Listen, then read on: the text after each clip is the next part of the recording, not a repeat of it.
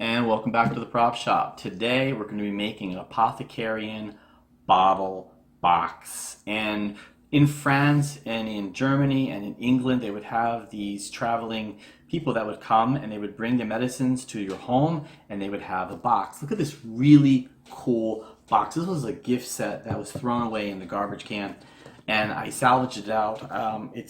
I think this was for pottery. You can actually see where the cups would have went in here, and it came with this silk cloth, and it's nothing more than a silk piece of ribbon and a box that's hinged. I'm going to show you the hinge in the back, but you can actually make this. If you can't find one of these, or if you do have one of them, you can be lucky you can actually make that from there.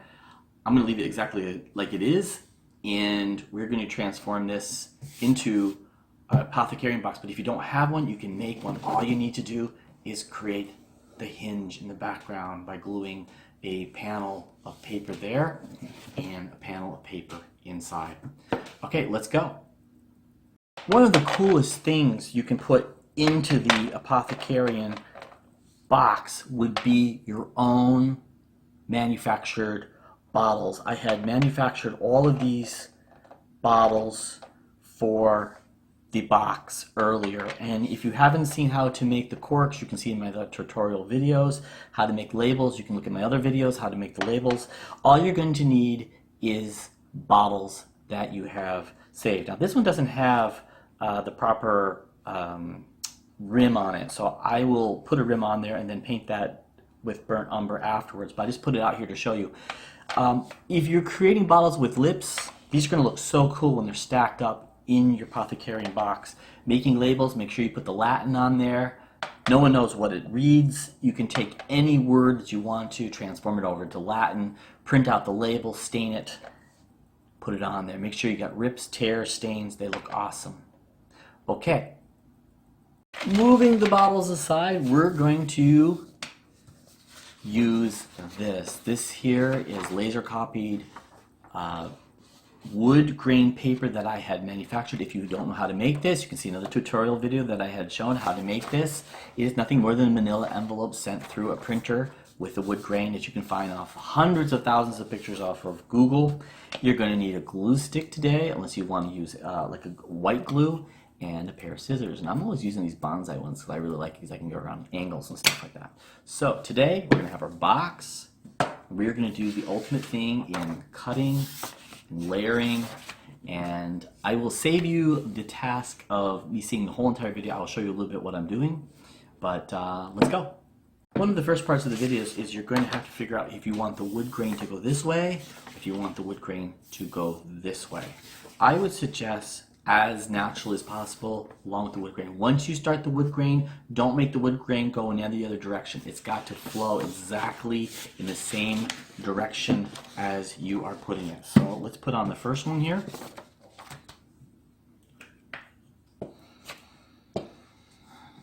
Glue stick this bad boy up. This paper covers a lot. I really love it. It really covers a lot. And don't be afraid to overlap. That's what this is all about. Doing it up the right way. Check it out. It's just like wallpapering. No lines, no creases, no wrinkles, nothing. You're going to cut off the excess of the product. This is going to look like a wooden box when you're done with it. This is just the beginning, and I'm going to show you what this is going to look like when it is finished. Totally. This only took me about 15 minutes, completely coated the box with the paper. Now, once you get to this state, guess what you got to do? You got to coat the inside.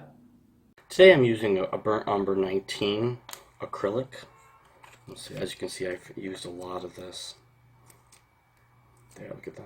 Oh, that's gonna be good. There.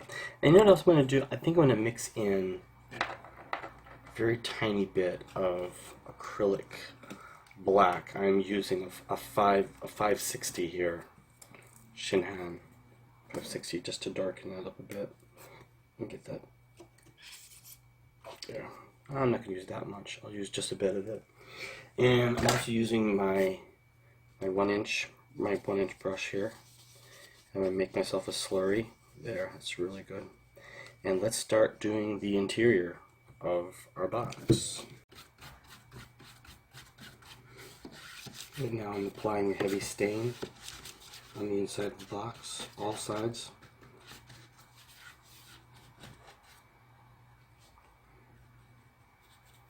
Don't be afraid to slap it on.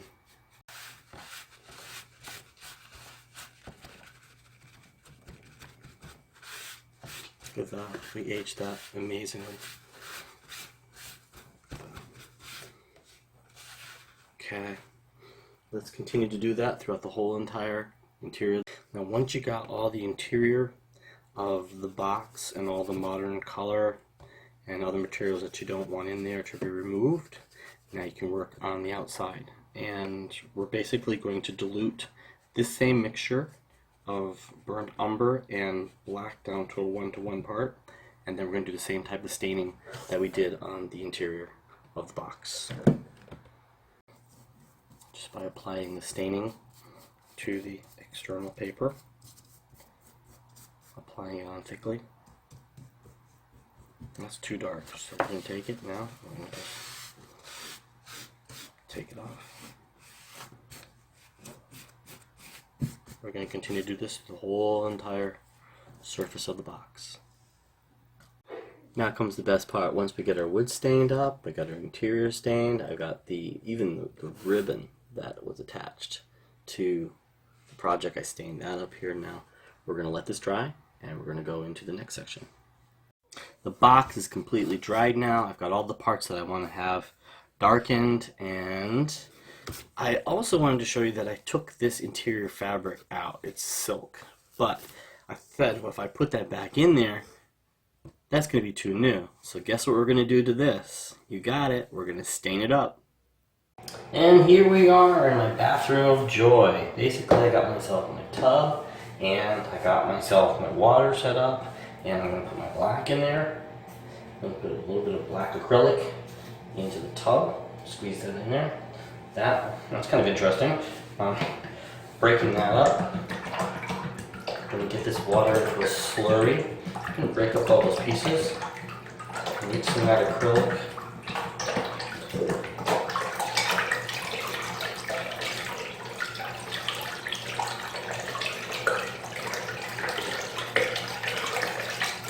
I'm also going to use burnt umber today.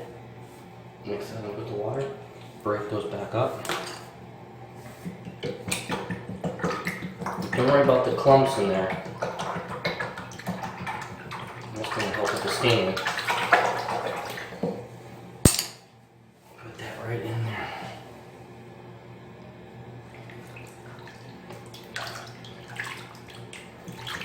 And I'm going to let that set to overnight. Okay, so now the next day I had drained the water and basically it's all stained up. Now I'm going to take this, because it's made of silk, I'm going to put a hair dryer on it and blow it dry.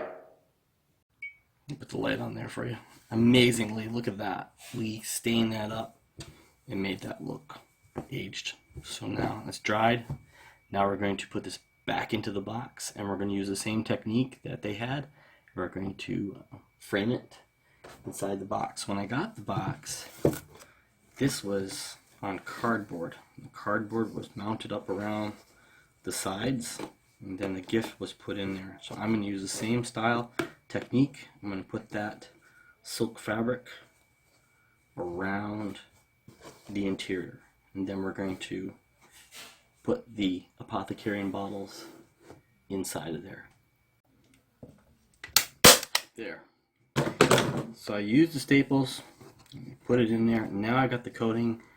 Now I can start on the exterior of the box. We're going to start putting on the hardware of the box, including a lock down here. This here is a piece of chipboard that came out of a shoebox. And if you don't have any chipboard, it is a more thicker paper. Basically, it's used for stiffening or holding things up the correct way.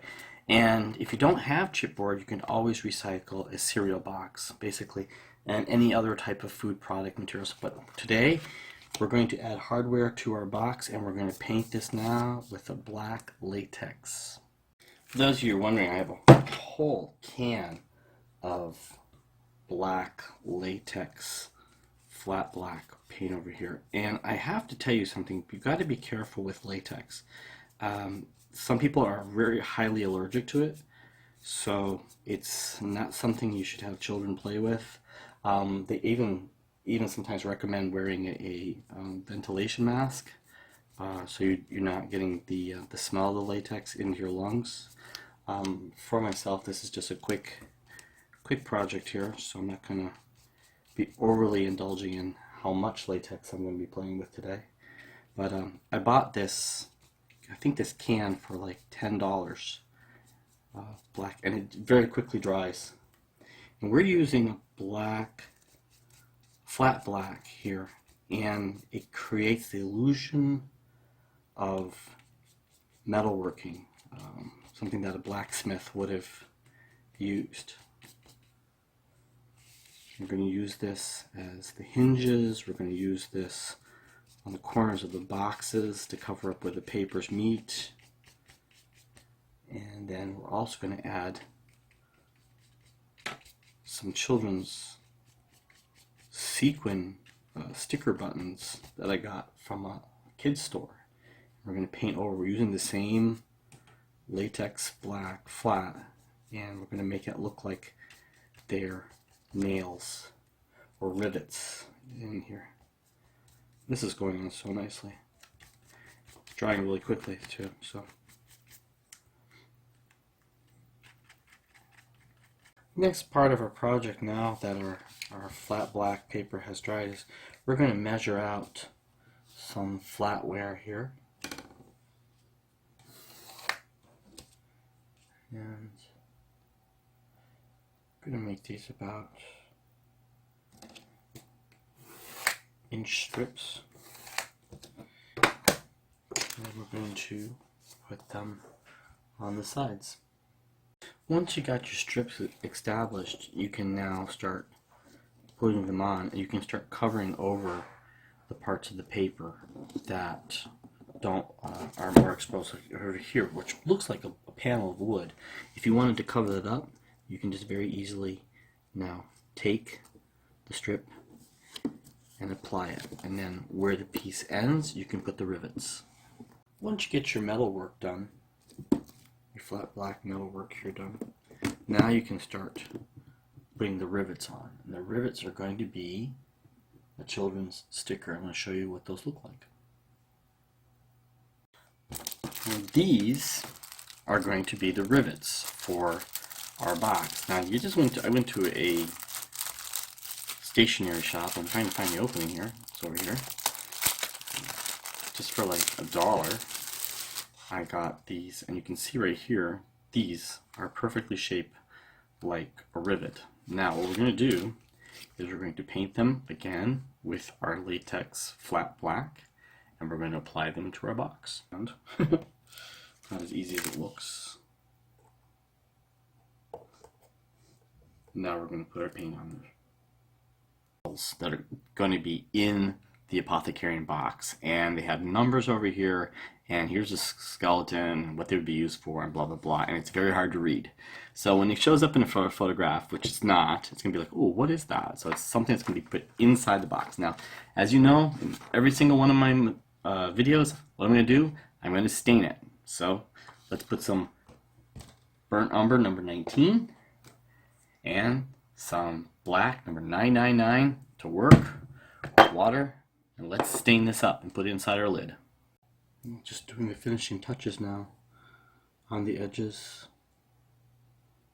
of our master label list that will go. And there it is. Now that is a cool label inside of our Apothecary box, and the only thing that's missing now is the bottles. Now if you haven't seen my tutorial videos on how to make bottles, go back and look at those. You can see how I make the ancient bottles in here, the herbology bottles, and the medicine bottles. So we're going to fill this now, and we're going to see what it looks like. Go ahead, cast a spell. I dare ya.